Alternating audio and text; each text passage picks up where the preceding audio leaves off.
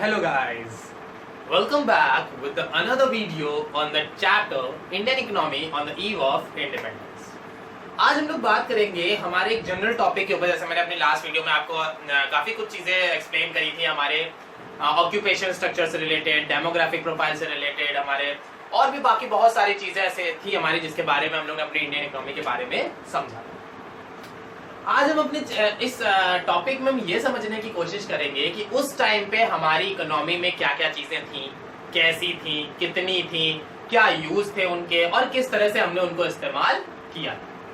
तो बेसिकली आज की जो मेरी वीडियो है वो मेरे टॉपिक जैसे आपको पीछे नजर आ ही रहा होगा कि आज का जो हमारा वीडियो का टॉपिक है वो है infrastructure on the eve of independence. यानी कि इंडिपेंडेंस के टाइम पे हमारे पास क्या क्या इंफ्रास्ट्रक्चर अवेलेबल था या क्या क्या ब्रिटिशर्स ने नए नए चीजें डेवलप करी थी और उसका क्या पॉजिटिव और निगेटिव इंपैक्ट हम लोगों पे पड़ा। तो आज की वीडियो काफी इंपॉर्टेंट भी होगी और इंटरेस्टिंग भी होगी क्योंकि इसमें हमें पता चलेगा कि ब्रिटिशर्स ने क्या किया था, उससे इंडिया वालों को क्या फायदा हुआ, क्या नुकसान हुआ और क्या क्या चीजें ब्रिटिशर्स हमें दे के गए हैं जिनका इस्तेमाल हम आज भी अपनी डे टू डे लाइफ में करते रहते हैं। तो चलिए स्टार्ट करते हैं अपना आज का topic, the infrastructure condition on the eve of independence. सबसे पहले हमारा जो उस टाइम पे इंफ्रास्ट्रक्चर था वो काफी ज्यादा बुरी हालत में था या काफी हमारा वर्स्ट कंडीशन या बैकवर्ड पोजीशन थी हमारी इंडियन इकोनॉमी की on the basis of infrastructure. सबसे पहला पॉइंट जो हम यहाँ पे डिस्कस करना चाहेंगे, सबसे पहला पॉइंट है हमारा कि इंफ्रास्ट्रक्चर होता क्या है।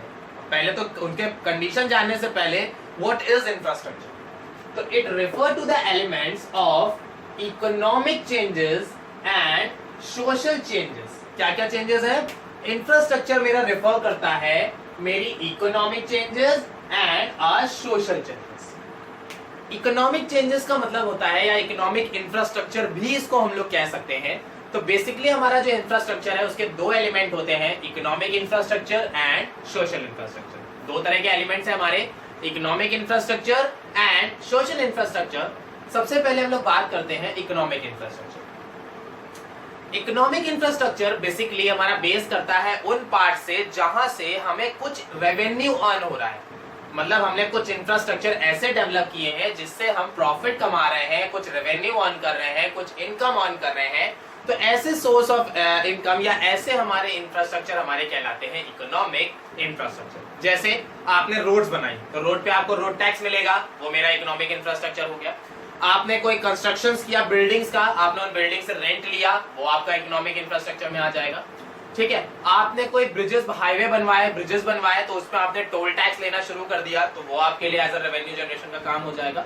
तो ऐसे कोई भी इंफ्रास्ट्रक्चर का डेवलपमेंट करना जिससे आप कुछ प्रॉफिट अर्न कर सकते हो, कुछ रेवेन्यू अर्न कर सकते हो, वो मेरे कहलाते हैं इकोनॉमिक इंफ्रास्ट्रक्चर। सेकेंड मेरा यहाँ पे है social infrastructure. Social infrastructure refers to that infrastructure which contributes to the social welfare in the economy.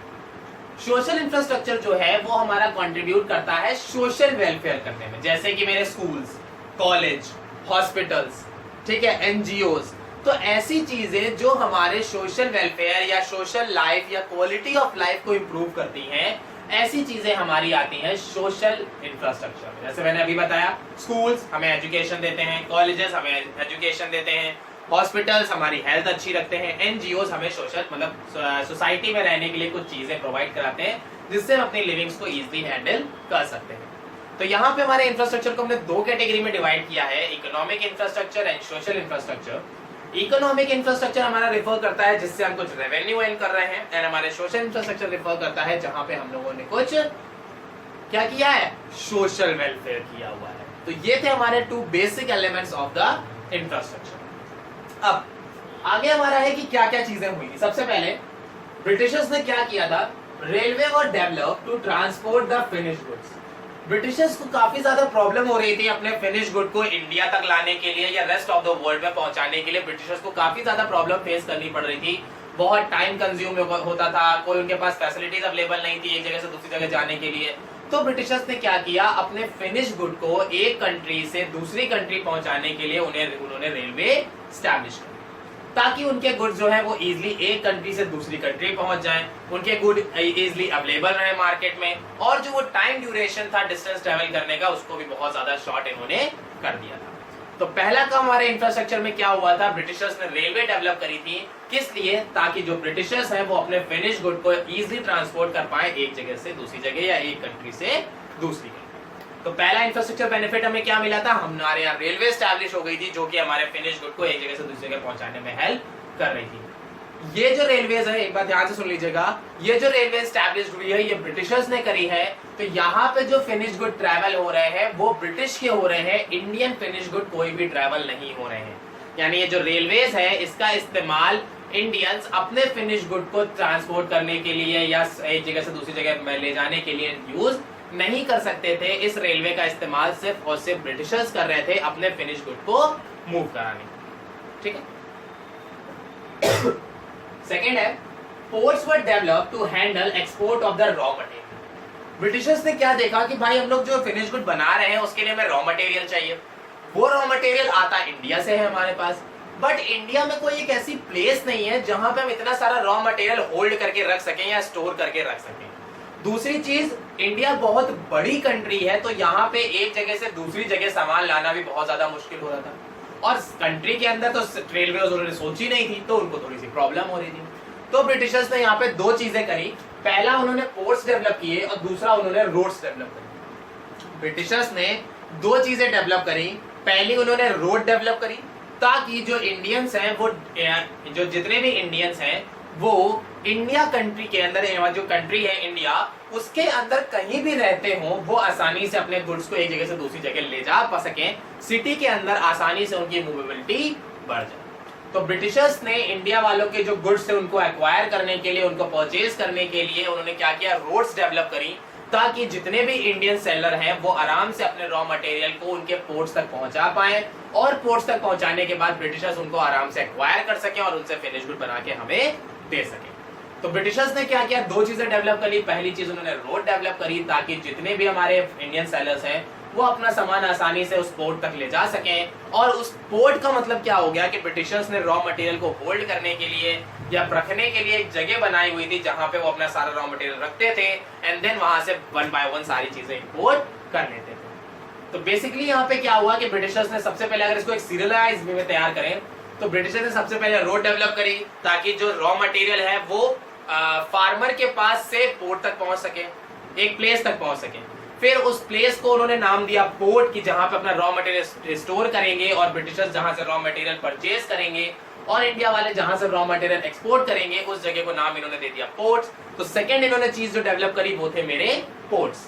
अब वहां से तो रॉ मटेरियल आ गया, हमने फिनिश गुड बना लिए, अब मेरे जो फिनिश गुड्स हैं वो बाकी कंट्रीज में कैसे पहुंचेंगे, तो उसके लिए उन्होंने क्या तैयार किया, रेलवेज तैयार करी ताकि वो अपनी ब्रिटेन कंट्री से अपने जो फिनिश गुड बनाए हैं उन्हें different part of the world या rest of the part of the world या रेस्ट ऑफ द वर्ल्ड में आसानी से सप्लाई कर सकें। उसके लिए उन्होंने डेवलप करी रेलवेज। तो ब्रिटिशर्स ने बेसिकली यहाँ पे तीन चीजें उन्होंने समझ ली कि ब्रिटिशर्स ने रोड डेवलप करी, पोर्ट्स डेवलप किए एंड रेलवे डेवलप करी। नेक्स्ट काम जो ब्रिटिशर्स ने यहाँ पे किया वो क्या था, पोस्ट एंड टेलीग्राफ्स। ब्रिटिशर्स ने जो ये हमारे पोस्ट ऑफिस वगैरह या जो टेलीग्राम्स वगैरह, टेलीग्राफ्स ही होती है ना, ब्रिटिशर्स ने ये पोस्ट एंड टेलीग्राफ भी इंट्रोड्यूस किए थे ताकि जो इनका एडमिनिस्ट्रेटिव सिस्टम है वो इफेक्टिव हो जाए। क्योंकि अब उन्हें अगर किसी से कोई बात कहनी थी तो वो काफी ज्यादा दूर है, आके कह नहीं सकते हैं, कोई मोड ऑफ कम्युनिकेशन उस टाइम पे इतना ज्यादा था नहीं। तो ब्रिटिशर्स ने क्या किया, पोस्ट एंड टेलीग्राफ डेवलप किया जिसमें वो एक जगह से बैठे बैठे दूसरी जगह अपनी बात आसानी से पहुंचा सकते थे, और जो उनका डिपार्टमेंट था वो इस कम्युनिकेशन फैसिलिटी से काफी ज्यादा इफेक्टिव हो गया था, और जो उनका कंट्रोल था वो भी बहुत ज्यादा स्ट्रॉन्ग हो गया था। तो ब्रिटिशर्स ने अपने आप को और इनहांस करने के लिए, अपने को ग्रोथ देने के लिए यहाँ पे कुछ इंफ्रास्ट्रक्चर डेवलप किए थे। क्या क्या थे इंफ्रास्ट्रक्चर, सबसे पहले उन्होंने रेलवे डेवलप करी, पोर्ट्स डेवलप किए, रोड्स डेवलप करी एंड हमारे पोस्ट एंड टेलीग्राफ। ये उन्होंने कुछ चार चीजें थी जो उन्होंने यहाँ पे डेवलप करी। अब इन चार चीजों के फायदे क्या हुए, सबसे पहले जो ये रोड्स और रेलवेज डेवलप हुई उससे हमारी इंडिया को भी फायदा हुआ, क्योंकि अब हमारे पास एक अच्छी रोड्स अवेलेबल थी, हम इजिली एक जगह से दूसरी जगह ट्रेवल कर सकते थे, एक सिटी से दूसरी जगह जा सकते थे, एक कंट्री से दूसरी कंट्री जा सकते थे। पहला फायदा, हमें ट्रांसपोर्टेशन इजी हो गया। सेकेंड बेनिफिट हमें ये मिला कि जो हमारा टाइम लग रहा था, बहुत ज्यादा टाइम कंज्यूमिंग जो हमारा डिस्टेंस ट्रेवल करना था, वो जो टाइम बैरियर था मेरा या जो मेरा डिस्टेंस बैरियर था वो इन दोनों ने ही खत्म कर दिया था। मतलब रोड्स ने और रेलवेज ने जो मेरा ये टाइम गैप था या जो मेरा डिस्टेंस बैरियर था ये भी उन्होंने पूरी तरह से फिनिश कर दिया था। अब हम एक जगह से दूसरी जगह काफी जल्दी पहुंच रहे थे और हमारा काफी ज्यादा टाइम सेव हो रहा था। बट इनके कुछ नुकसान भी थे, जैसे मैंने अभी आपको बताया कि ब्रिटिशर्स जो थे वो इन रोड का इस्तेमाल कर रहे थे इंडियन रॉ मटेरियल परचेज करने के लिए और रेलवे का इस्तेमाल कर रहे थे इन फिनिश गुड्स को बेचने के लिए।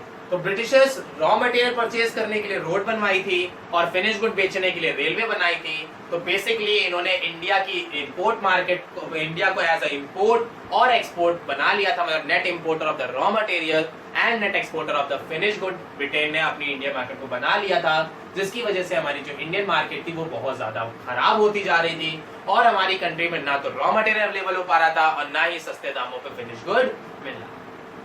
ये बेनिफिट और ये थे हमारे कुछ benefits and advantage and disadvantage आप कह सकते हैं या प्रॉफिट एंड लॉस कह सकते हैं, whatever do you want to say. तो बेसिकली आज की इस वीडियो में हमने क्या पढ़ा कि हमारा इंफ्रास्ट्रक्चर उस टाइम पे कैसा था, ब्रिटिशर्स ने क्या क्या चीजें डेवलप करी, उनसे हमें क्या फायदा मिला, क्या नुकसान मिला, क्या कॉन्सिक्वेंसेस थे, क्या रिजल्ट आए, क्या प्रॉब्लम्स थी, क्या अचीवमेंट्स थे। ये बेसिकली हमने आज इस वीडियो में समझा था। आई होप आपको सारी चीजें क्लियर हो गई होंगी। अगर कोई डाउट है, कोई सजेशन है, कोई क्वेरी है, कोई एडवाइस है तो वो आप कमेंट सेक्शन में ड्रॉप कर सकते हैं। Thank you.